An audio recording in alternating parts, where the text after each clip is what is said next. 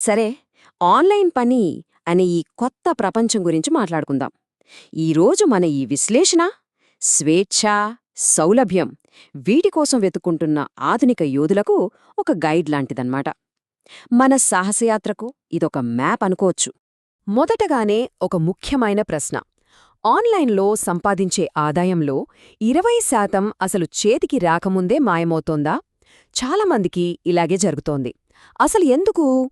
ఈ విశ్లేషణలో దానికి సమాధానం చూద్దాం. మనం ఇప్పుడు ఒక పెద్ద మార్పును చూస్తున్నాం. ఆ పాతకాలపు 9 నుంచి 5 ఉద్యోగాల నుంచి ప్రపంచం నెమ్మదిగా బయటకొస్తోంది. ఈ డిజిటల్ ప్రపంచం అదొక కొత్త సరిహద్దులాంటిదనమాట. ఇక్కడ అవకాశాలకు అస్సలు కొదవే లేదు. ఒక్కసారి ఆలోచించండి. పొద్దున్నే లేచి ఆ ట్రాఫిక్లో గంటల తరబడి ఇరుక్కుపోవడం, అలాంటివేమీ లేకుండా ఇంట్లోనే బెడ్రూమ్ నుంచి వర్క్ డెస్క్ దగ్గరికి ఓ 10 అడుగులు వేస్తే చాలు. ఆ ఫీలింగే వేరు కదా. రిమోట్ వర్క్లో ఉండే అసలైన మజా అదే. ఆ స్వేచ్ఛ, ఆ సౌలభ్యం. ఒకసారి ఈ నంబర్ చూడండి. 157 కోట్లు. ఏంటిదనుకుంటున్నారా? ప్రపంచవ్యాప్తంగా ఉన్న ఫ్రీలాన్సర్ల సంఖ్య ఇది. ఇదేదో చిన్న ట్రెండ్ కాదు. ఇదొక పెద్ద, పూర్తిస్థాయి ఆర్థిక వ్యవస్థ. సరే, ఈ కొత్త ప్రపంచంలో సక్సెస్ అవ్వాలంటే ఫస్ట్ సరైన దారిని ఎంచుకోవాలి.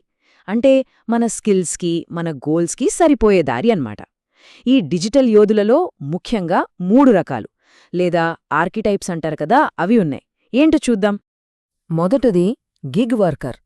వీళ్ళకి ఫ్లెక్సిబిలిటీ, అలాగే వెంటనే పనులు దొరకడం ముఖ్యం. ఉదాహరణకి డోర్ డాష్లో ఫుడ్ డెలివరీ చేయడం, లేదా ఊబర్లో రైడ్స్ ఇవ్వడం లాంటివి. వాళ్ల సమయానికి వాళ్లే బాస్ అనమాట. ఇక రెండో రకం ఫ్రీలాన్స్ ప్రొఫెషనల్. వీళ్ళు తమ స్పెషల్ స్కిల్స్ను ప్రాజెక్ట్ బేసిస్లో క్లయింట్స్కి అందిస్తారు. సింపుల్గా చెప్పాలంటే ఇంటి నుంచే పనిచేసే ఎక్స్పర్ట్స్. ఫ్రీలాన్స్ ప్రొఫెషనల్స్ అంటే ఏదో ఒకటే జాబ్ కాదు. చూడండి, virtual assistants, web developers, online tutors, content writers, ఇలా చాలా ఉన్నాయి. వీళ్ళంతా తమ స్పెషల్ స్కిల్స్తో క్లయింట్స్కి పెద్ద హెల్ప్ అవుతారు. నిజంగా ఇదొక పెద్ద ప్రపంచం. ఇక మూడో ఆర్కిటైప్ క్రియేటర్. వీళ్ళేం చేస్తారంటే పాడ్కాస్ట్లు, వీడియోలు, బ్లాగుల లాంటి కంటెంట్ని క్రియేట్ చేసి ఒక ఆడియన్స్ను బిల్డ్ చేసుకుంటారు. అంటే వాళ్ళ ప్యాషన్నే డబ్బు సంపాదించే మార్గంగా మార్చుకుంటారు. సబ్స్క్రిప్షన్స్, యాడ్స్, స్పాన్సర్షిప్స్ ఇలా సంపాదిస్తారన్నమాట. సరే, ఏ దారిలో వెళ్లాలో నిర్ణయించుకున్నాం. మరి ఆయుధాలు వెండా?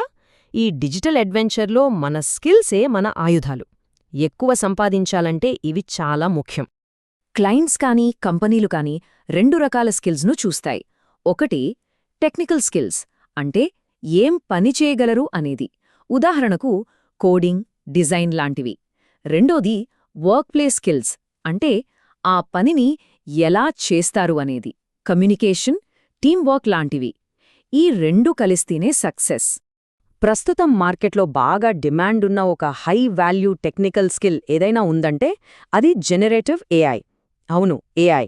ఈ స్కిల్ చాలా ఇండస్ట్రీస్ని మార్చేస్తోంది. మరి ఈ స్కిల్కి ఎంత విలువ ఉందో తెలుసా? అమెరికాలో ఒక AI engineer average base salary $132,000 పైనే. ఈ ఒక్క నంబర్ చాలు ఈ ఫీల్డులో ఎంత డబ్బుందో అర్థం చేసుకోడానికి. సరే, స్కిల్సున్నాయి, మరి పని ఎక్కడ వెతకాలి? దీనికోసం మార్కెట్ ప్లేస్లున్నాయి. ఫ్రీలాన్సర్స్కి ఇవి చాలా హెల్ప్ చేస్తాయి.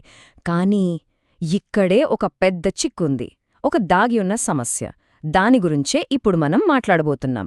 ఫైవర్, అప్వర్క్ ఇలాంటి పెద్ద పెద్ద ప్లాట్ఫామ్లు ఫ్రీలాన్సర్స్ని క్లయింట్స్తో కలుపుతాయి. అంతా బానే ఉంది, కానీ దీనికి మనం పెద్ద మూల్యమే చెల్లించాల్సి వస్తుంది.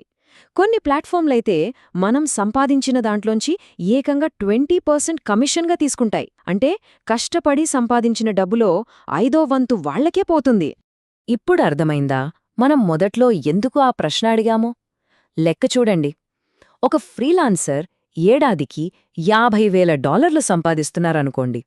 ఆ 20% ఫీజు వల్ల 5 ఏళ్లలో వాళ్లు కోల్పోయేది ఏకంగా $50,000. షాకింగ్గా ఉంది కదా? అయితే కంగారు పడాల్సిన పనిలేదు. ఈ ఫీజుల సమస్యకు ఒక సొల్యూషన్ ఉంది. ఇక్కడే మన కథలో అస్సలైన ట్విస్ట్. అదే జీరో కమిషన్ విప్లవం. తేడా చాలా క్లియర్గా కనిపిస్తోంది కదా. 20% ఫీజు తీసుకునే ప్లాట్ఫామ్లో ఏమవుతుంది? క్లయింట్ ఎక్కువ కడతారు, ప్లాట్ఫామ్కి మధ్యలో బోలెడు డబ్బు పోతుంది, ఫ్రీలాన్సర్ చేతికి వచ్చేది తక్కువ. కానీ జాబర్స్.io లాంటి జీరో కమిషన్ ప్లాట్ఫామ్లో మధ్యలో దోపిడీ ఉండదు, క్లయింట్ ఎంత చెల్లిస్తారో ఆ మొత్తం ఫ్రీలాన్సర్కే వెళ్తుంది. సింపుల్.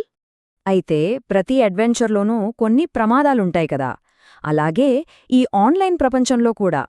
ఇక్కడ ప్రమాదాలు అంటే స్కామ్లు.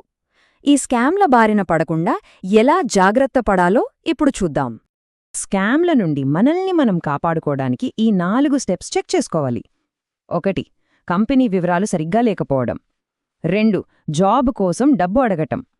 3. నమ్మశక్యం కాని జీతాలు ఆఫర్ చేయడం. ఇక 4. ఎక్కడనుంచో టెక్స్ట్ లేదా సోషల్ మీడియాలో సడన్గా జాబ్ ఆఫర్స్ రావడం. వీటిలో ఏది జరిగినా చాలా జాగ్రత్తగా ఉండాలి. ఇది చాలా చాలా ముఖ్యమైన విషయం. గుర్తుపెట్టుకోండి, నిజమైన మంచి కంపెనీలు జాబ్ ఇవ్వడానికి మన దగ్గర్నుంచి ఒక్క రూపాయి కూడా అడగవు. ఎప్పటికీ. ఈ ఒక్క పాయింట్ గుర్తుంటే చాలు, చాలా స్కామ్లుంచి బయటపడచ్చు. ఓకే, ఇప్పటివరకు మనం ఏం నేర్చుకున్నామో ఒకసారి చూద్దాం. మన దారి ఏదో మ్యాప్ చేసుకున్నాం, మన టూల్స్ అంటే స్కిల్స్ని రెడీ చేసుకున్నాం, సరైన మార్కెట్ ప్లేస్ని ఎలా ఎంచుకోవాలో తెలుసుకున్నాం, మధ్యలో వచ్చే స్కామ్ల నుంచి ఎలా తప్పించుకోవాలో కూడా నేర్చుకున్నాం. సో మన అడ్వెంచర్ మొదలు పెట్టడానికి కావలసిన మ్యాప్, టూల్స్ అన్నీ ఇప్పుడు మన దగ్గరున్నాయి. మరి ఈ ప్రయాణం ఎక్కడ మొదలవుతుంది? ఆ నిర్ణయం మన చేతుల్లోనే ఉంది.